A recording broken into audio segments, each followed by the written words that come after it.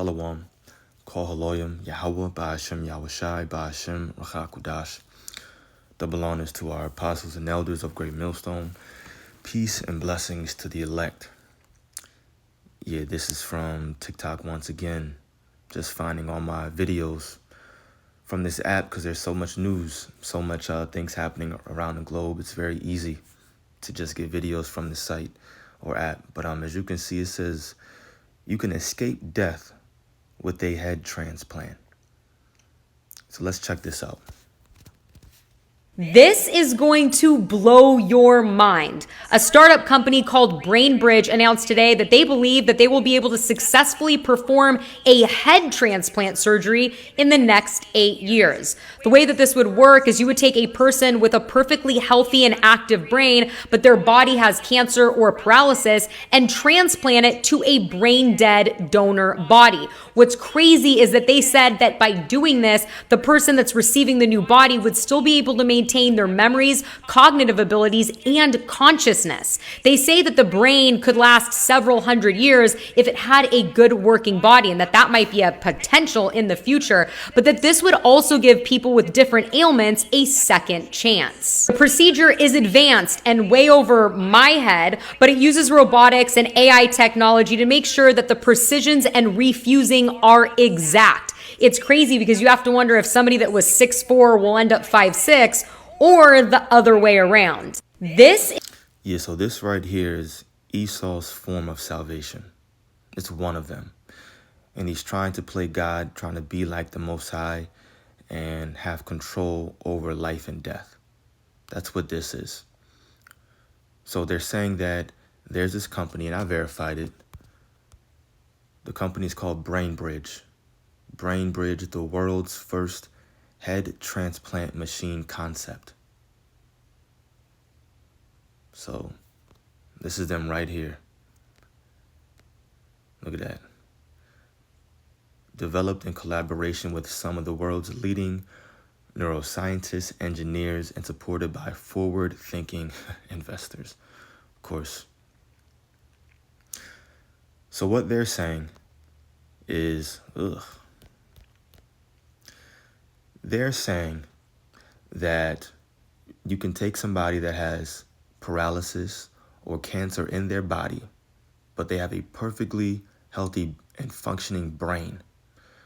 They're going to take their head and their brain and transport it into or onto a donor of somebody that has a brain that is brain dead. So you have somebody who's brain dead, but they have a healthy body. Somebody's brain dead, but they have a healthy body, and they donate their body to somebody who has the reverse, to somebody who has a functioning healthy brain, but their body is just dead. So you take their head and you put it on the person's body who's healthy and functioning, and they're saying that they should be able to accomplish this in the next 8 years. So Esau is promising salvation, eternal life, no more death. And this is it. I'm just going to swap heads. That's all it is. It's just swapping heads. So, before you know it, you was 5 whatever, now you 6 whatever. You was Hispanic, now you about to be Chinese. That's your body. You got a different body, but apparently you keep your memories, and who knows how it's gonna go. All I know is that it's bugged out. It's crazy. But this is what Esau is striving to create in his kingdom. He wants to be God and have control over life and death. And this is one of the many miracles that's talked about in here in the book of Revelation 13. So we'll start reading from verse 11. It says, "And I beheld another beast coming up out of the earth." This other beast is talking about America, and he had 2 horns like a lamb, and he spake as a dragon. The 2 horns represent those 2 political parties, your Democrats and your Republicans. 2 horns like a lamb, and he spake as a dragon, because of course they're really just spewing out madness, and they're working together. They're on the same sides. They come off like they're all docile, meek, and they're humble, and they're for you, but really, they have an inside agenda. And he exerciseth all the power of the first before him. So the first beast represents the Roman Empire, and causeth the earth and them which dwell therein to worship the first beast, whose deadly wound was healed. So the Roman Empire was healed through the establishment of America, which is why we call America basically the Roman Empire reincarnated, or Rome 2.0. It says, and he doeth great wonders, so that he maketh fire come down from heaven on earth in the sight of men. You have Hiroshima, Nagasaki, if I'm saying if I'm saying that right, and deceiveth them that dwell on the earth by means of those miracles which he had power to do in the sight of the beast. And this is one of those miracles, basically offering salvation. Look, if you have a healthy brain and your body is decaying, you got cancer, paralysis, or you just getting older, but your brain is good, whatever it may be. Look, we have this person over here, and they got a healthy body, and they're donating their body because their brain dead. We can transplant your brain and your head, put it on their healthy body. Boom, you can keep living. No more death. You can go on with your same memories, continue your life. This is a miracle. It's a miracle, the fact that they're even able to work and fathom something like this. Now, the Lord is going to allow them to think that they can go this far, but it's not going to happen. We know we don't have this long anyway. They're saying they should be able to accomplish this in the next 8 years. Well, even if you could accomplish it, we don't have that time anyway. These prophecies they're popping up left and right. Too many things are happening. We know we're out of here soon. But still, this is definitely one of those many miracles. I'm going to read verse 14 again. And he deceiveth them that dwell on the earth by the means of those miracles which he had power to do in the sight of the beast, saying to them that dwell on the earth that they should make an image to the beast, which had the wound by a sword and did live. So, which it says that should make an image to the beast. That image is talking about the beliefs, the philosophies that America shares that are synonymous with the Roman Empire. America shares very similar, damn near exact beliefs, philosophies, the way that they say you can live your life as a man and a woman, the political system, the economic system, their infrastructure here. Even their, what is it called? The way you write, Latin, in Latin, using those Roman numerals. All of that is comprised of the image of the beast. And this is what America represents, Rome 2.0. And now the whole world is following after America, looking at this place as some super great, prosperous, everlasting kingdom. And now you see, a majority of people are going to look at this and be like, wow, this is so great.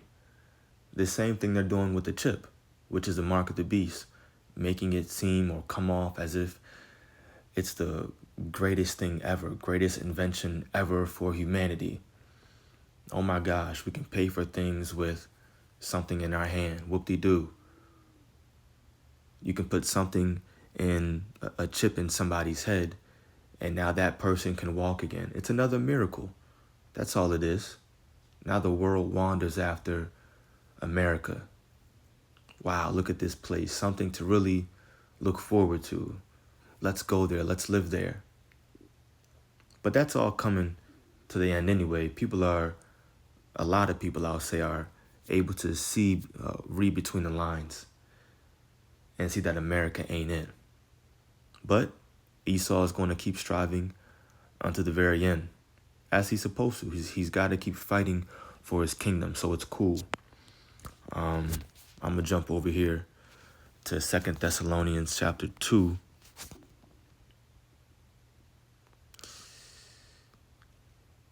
Yeah. Do I want 3? Let me see. Trying to get right to the point. Yeah. No. I'm going to jump up. No, that is the point.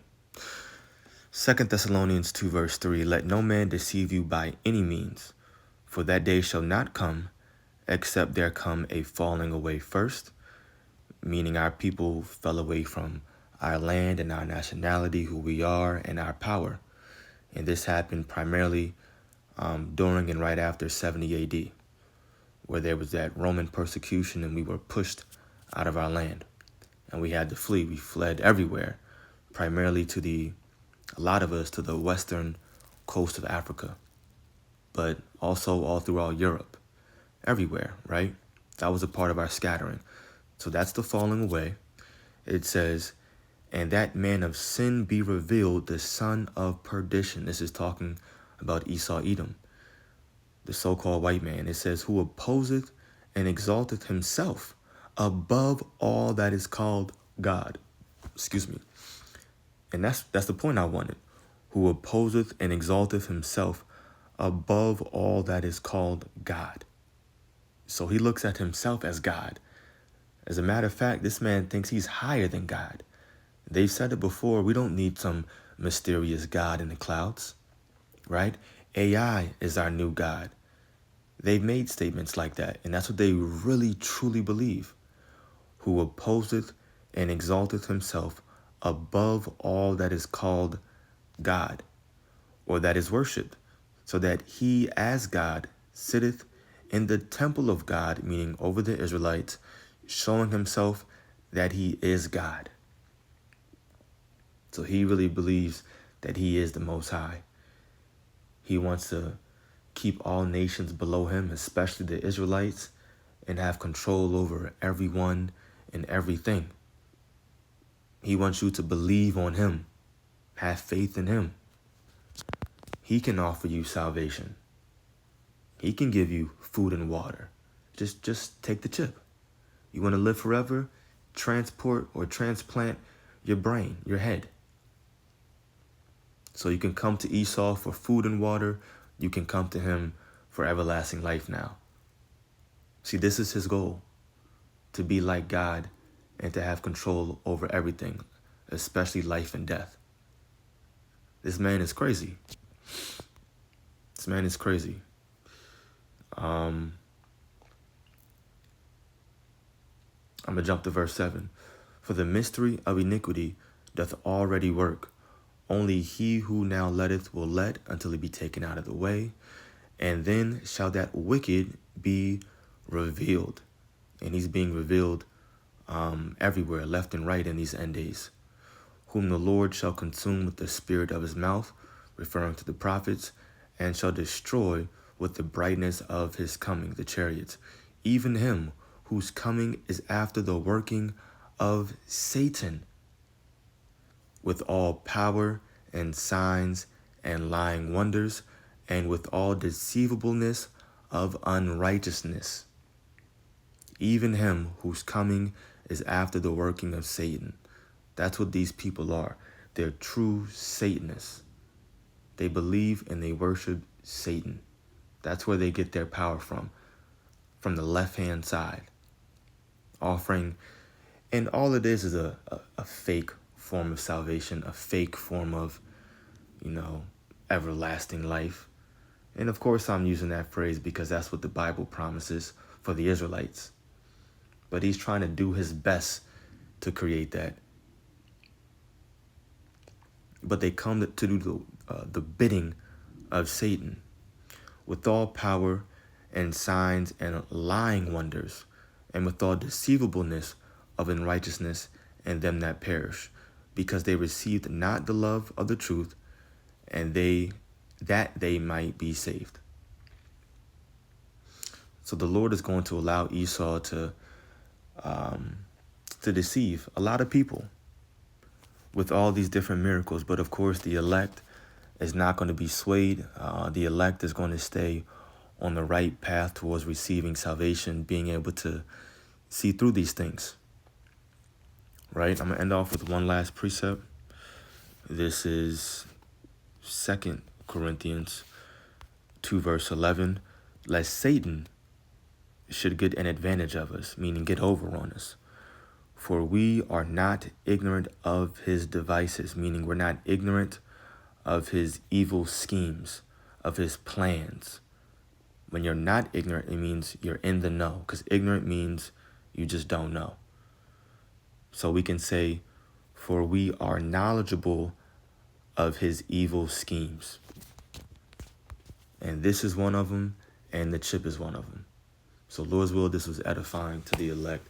Call Haloyim Yahweh Ba'ashem Yahushai Ba'ashem Chakudash. Double honors to our apostles and elders of Great Millstone. Peace and blessings to the elect. Shalom.